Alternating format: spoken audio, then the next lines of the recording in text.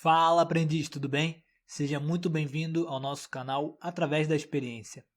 Eu me chamo Lucas e o nosso objetivo aqui é sempre observar as nossas experiências do dia a dia, as situações em que estamos vivenciando, para que a gente extraia aprendizados dos desafios que nos são colocados no nosso caminho.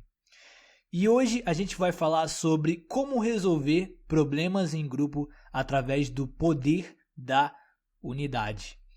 E um grupo de pessoas, ele pode ser a partir, de duas pessoas, de duas consciências, né? Então, um casal, pode ser uma família, pode ser um time, né?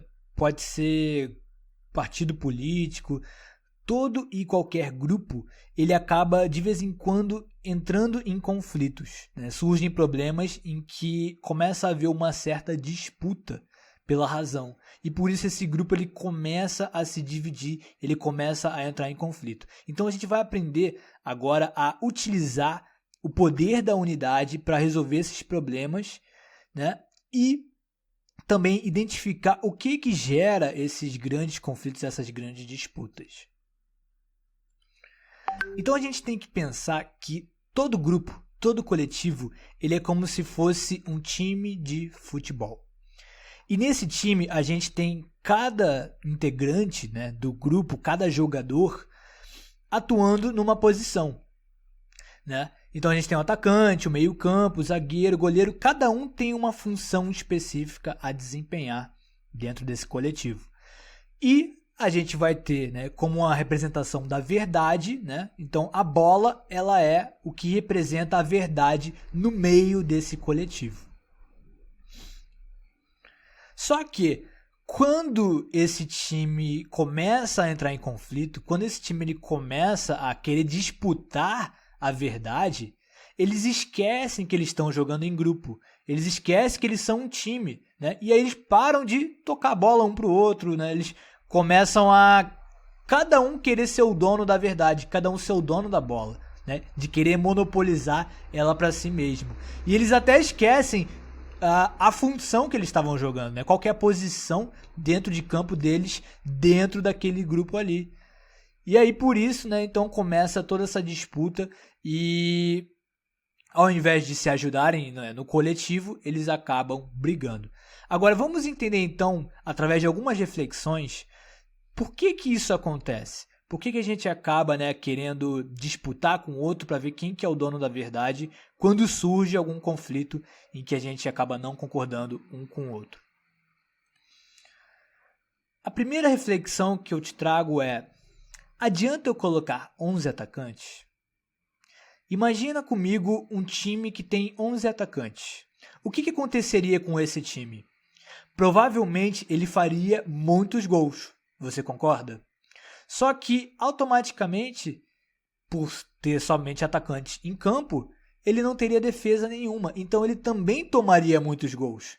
Então, do que adianta? Ou seja, o que eu estou querendo trazer aqui de reflexão? Será que adianta todo mundo dentro desse grupo pensar igual? Será que eu tenho que achar que esse grupo ele tem que, né, concordar, todo mundo tem que concordar com o meu jeito de ver? Será que adianta só uma forma exclusiva de pensar? Que todo mundo seja atacante? Então, esse é o primeiro problema que acaba, né, ocasionando isso. O segundo ponto é: adianta eu ficar toda hora com a bola? Ou seja, adianta eu querer monopolizar a verdade?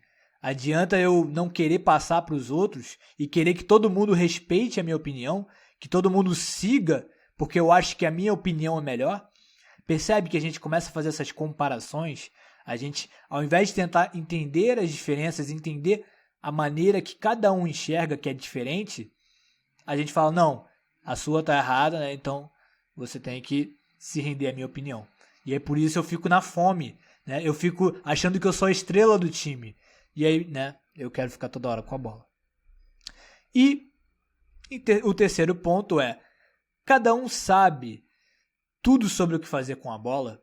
Ou seja, será que eu, como atacante, vou saber o que fazer com a bola lá na área de defesa?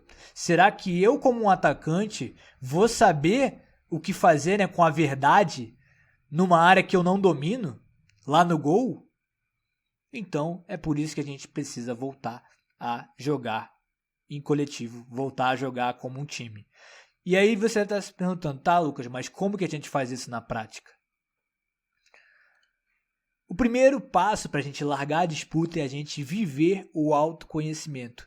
E o que significa viver esse autoconhecimento? Significa que cada um dentro desse grupo, ao invés da gente delegar, não, você vai fazer essa tarefa, você vai fazer a outra, né, você vai fazer aquela ali. Não, a gente vai se conhecer, a gente vai se observar e aí eu vou chegar à conclusão assim, pô, eu já joguei de atacante, eu já joguei de meio campo, eu já joguei de zagueiro, de goleiro, mas, cara, onde eu tive melhor resultado foi como atacante. Né? Porque eu enxergo maneiras de driblar a zaga, eu me posiciono bem dentro da área, né? Então é um processo de se conhecer, é um processo de se observar, ao invés de simplesmente eu chutar, né, qual que vai ser a área que eu quero jogar. Né? Então, com esse autoconhecimento, a gente para de simplesmente se enxergar como simples jogadores, onde todo mundo parece ser igual, né? Onde as opiniões parecem ser iguais, então isso cria uma disputa, e entende que cada um tem a sua maneira específica de enxergar a verdade. E aí, a primeira dica que a gente tem que aplicar é: qual é o ângulo de cada um? Ou seja, qual é o ângulo que cada um enxerga a bola? Ou qual o ângulo que cada um enxerga a verdade? Ora, se eu sou um atacante, eu vou olhar para a bola, né? Ou eu vou olhar para a verdade, e o que eu vou enxergar no meu cenário mental?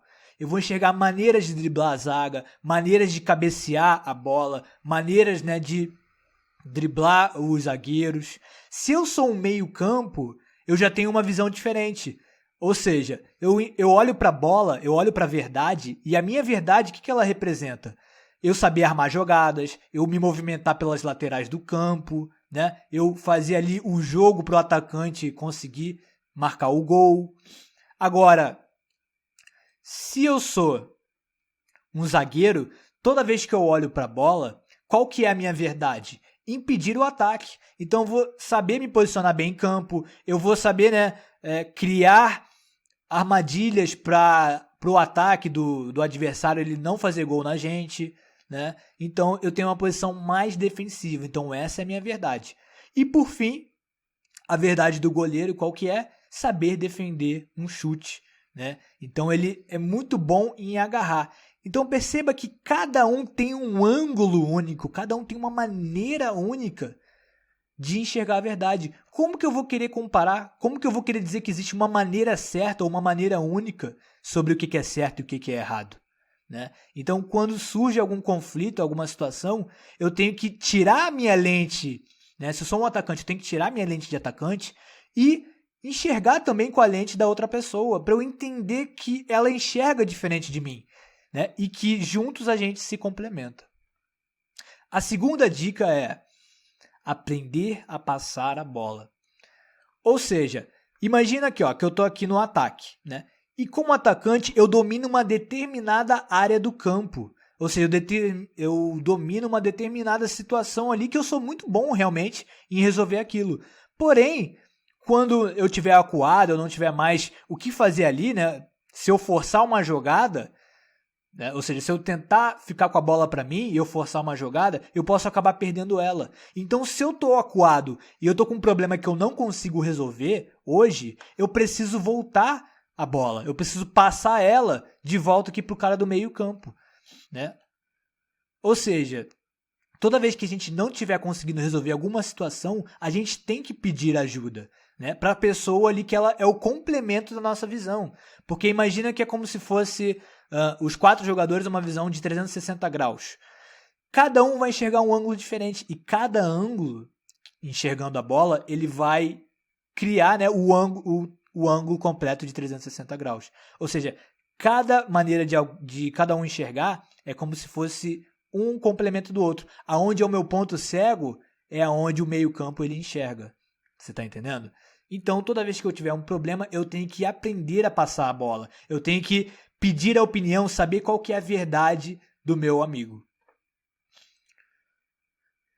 O terceiro ponto é ângulos opostos, né? Então, quando cada um dos jogadores enxerga por ângulos opostos, é aí que está a maioria dos problemas, é aí que está a maioria dos conflitos. Porque pensa só comigo. Eu sou um atacante, né? Então, qual que é a minha verdade? Saber fazer gols, saber atacar. Porém, você concorda comigo que toda verdade ela tem um oposto? Ou seja, qual que é o oposto de atacar? Não é defender a bola? Agora, imagina que eu chego pro goleiro e fico brigando com ele, falando assim: meu amigo, você tá doido? Bola não foi feita para agarrar, não. O certo é chutar. Por que você tá colocando a mão na bola aí? Aí o goleiro, que ele enxerga pelo ângulo oposto ao da minha verdade, ele vai falar pra mim: não, você que tá errado, né? Bola não foi feita para chutar, não. O certo é agarrar.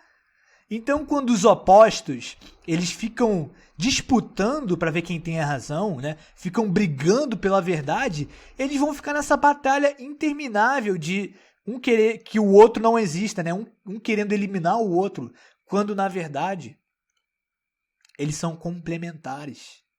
Ou seja, o atacante diz: sem você, goleiro, nosso time perderia a partida, porque a gente ia tomar muito gol. E o goleiro afirma: e sem você, o atacante, a gente não ganharia a partida, né? Então perceba que opiniões opostas, ao invés de elas se confrontarem e se eliminarem indo para essa guerra, elas têm que entender que uma não vive sem a outra. Uma não existe sem a outra, né? Então, cada uma tem que descobrir a sua função dentro de campo e entender que elas são complementares, né? E não uma eliminando a outra.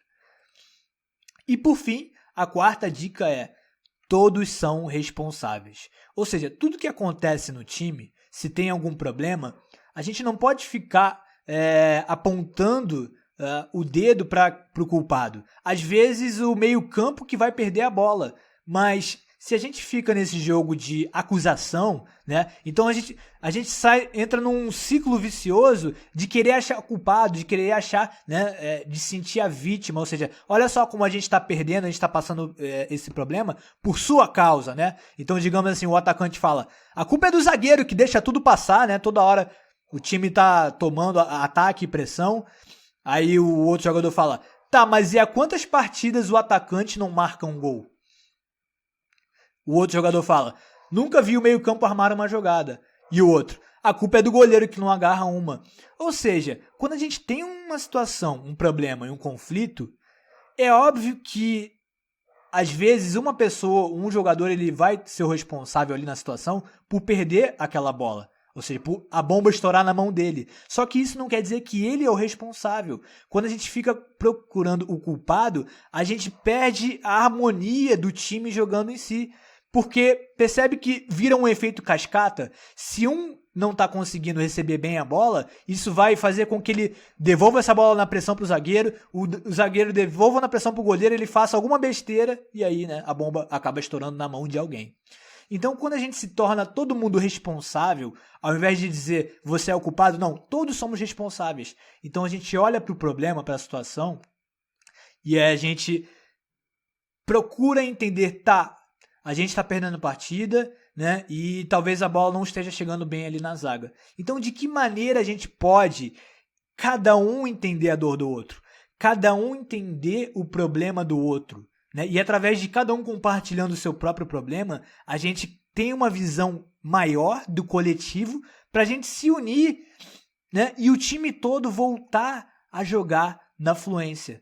Porque se um tá jogando mal, o resto do time vai jogar mal. Agora, se todo mundo tá conseguindo jogar, fazer o seu jogo, aí a coisa começa a fluir, né?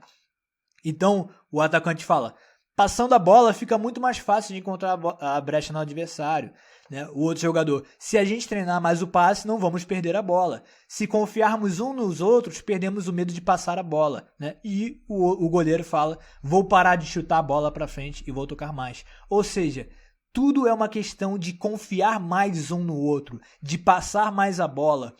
Então, eu vou fazer a minha parte dentro do campo, tudo que está previsto para eu fazer, e quando eu, né, sentir que tem outro jogador aberto, tem uma situação que a gente pode tocar a bola, quanto mais eu confio, quanto mais eu passo essa bola, mais o time está fluindo, mais o time, né, consegue ter espaço para criar uma jogada e vencer a partida.